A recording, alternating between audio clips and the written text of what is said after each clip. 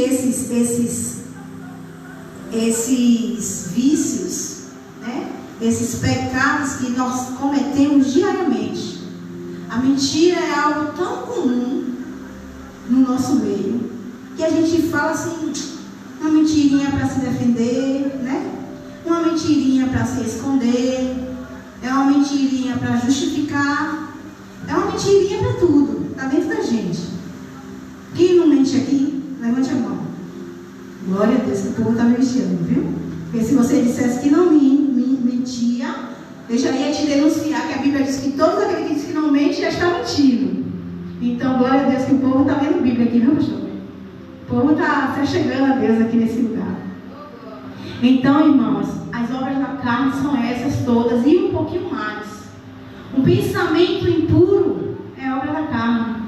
Um pensamento que você está ali, ó, o varão mesmo, passa na rua, vê aquela mulher apetitosa, bonita de corpo.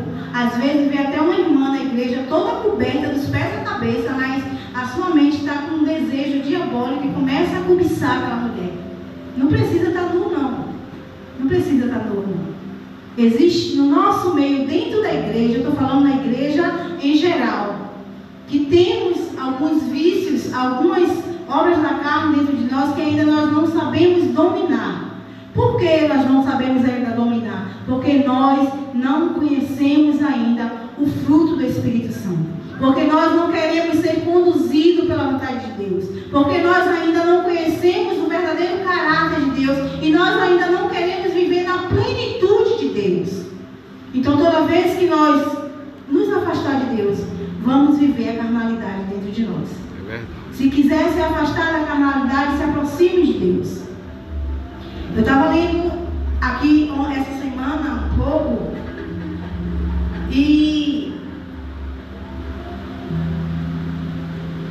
existem alguns fatores determinantes em nossa vida que nós precisamos fazer. O pecado, ele vem de uma forma bem sutil, né? Às vezes nós estamos na presença de Deus, já aceitamos a Jesus, já confessamos Ele como nosso Salvador, já nos batizamos, né? Já estamos participando da ceia do Senhor, que é todo dia a gente está crucificando a nossa carne, mas às vezes ainda existe aquele pecadinho de estimação dentro de casa. Bata em você e diga assim: essa casa é o templo do Espírito Santo e ela precisa estar limpa para que ele possa habitar. Amém? Essa é a casa do Espírito Santo. O Senhor Jesus, ele ortogou ele para nos auxiliar. E o que nós estamos fazendo com o templo do Espírito Santo? Vivendo a carnalidade. Existem vários fatores que nos afastam de Deus. Mas eu escolhi falar de um nessa noite, que foi usado pelo próprio Satanás lá no céu. Às vezes, nós dissemos assim: esse aí não tem dentro de mim, não.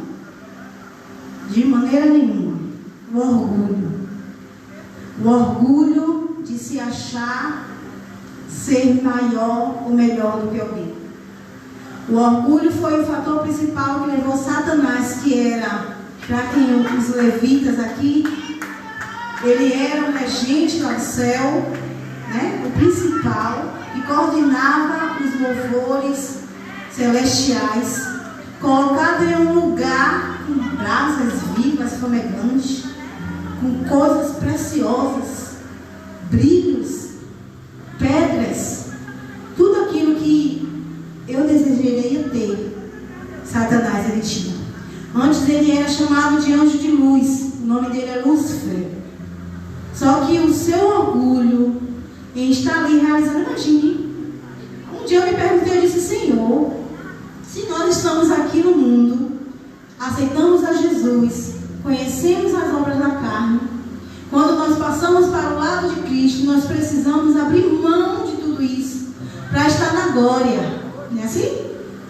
Para ver Jesus de perto, para ver como é o céu, porque nós como cristãos temos que desejar saber como é o céu. Nós temos que almejar saber como é o céu. Imagine Satanás, Lúcifer estava lá, ao lado de Deus, trabalhando para Deus no céu, e lá no céu houve um orgulho. Imagine, muitas vezes eu fiquei me perguntando, fiquei atribulada, eu disse, meu Deus, mas não é o céu? Não é o céu? E por que lá no céu teve um orgulho? E o Senhor fez Satanás descer. E aí começou toda a criação de Deus. E aí começou tudo que Deus realizou até nós estarmos aqui nessa noite. Então são coisas que a gente precisa atentar. Porque se nós queremos chegar até o céu, nós precisamos abrir mão de certas coisas. Se eu perguntar para você nessa noite, que não precisa você responder, qual é dessas coisas citadas aqui que você pratica mais? Qual é dessas coisas que está te impedindo você se achegar a Deus?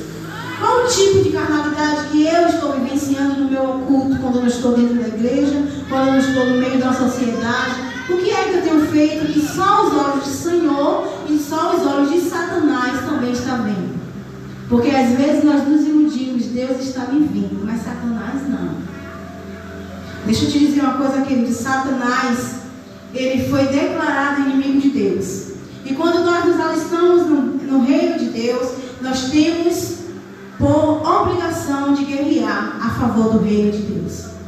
Interessante que Jesus vem, morre pela humanidade para resgatar a natureza de Adão, caída, depravada, cheia de pecado, para remir novamente o homem e dar mais uma oportunidade dele chegar até Deus novamente. E aí, quando ele sobe aos céus, os seus discípulos que aprenderam com ele estava todo dia ensinando como devem os discípulos se comportar, o que é que eles deveriam fazer, o que é que eles deveriam falar, como ele deveria se comportar diante da sociedade, ou o caráter que ele tinha que ter quando ele estava escondido de todo mundo. E aí, quando ele ensina a todos e chega ao ministério dele e é realizado na terra, ele vai para o céu e anuncia que vai subir depois da sua ressurreição.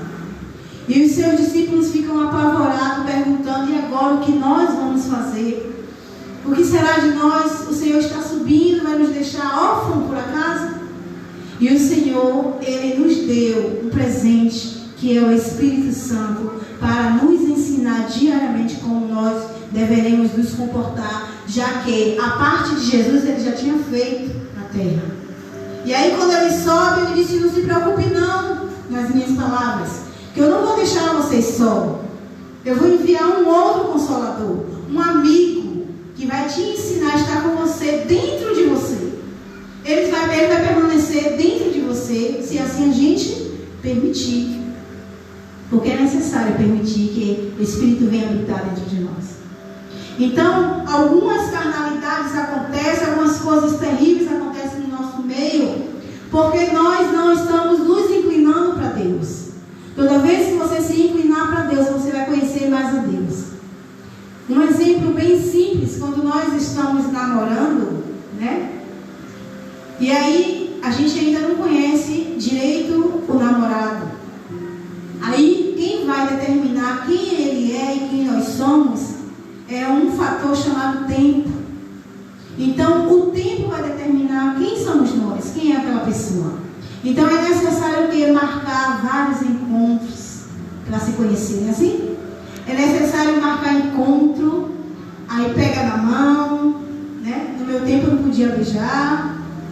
Se pegasse na mão, misericórdia, já estava pecando. Se ficasse sozinho no escurinho assim, em um lugar mais aproximado, já pecou. Nosso tempo era terrível, né, pastor? Irmão Raimundo ali que eu diga.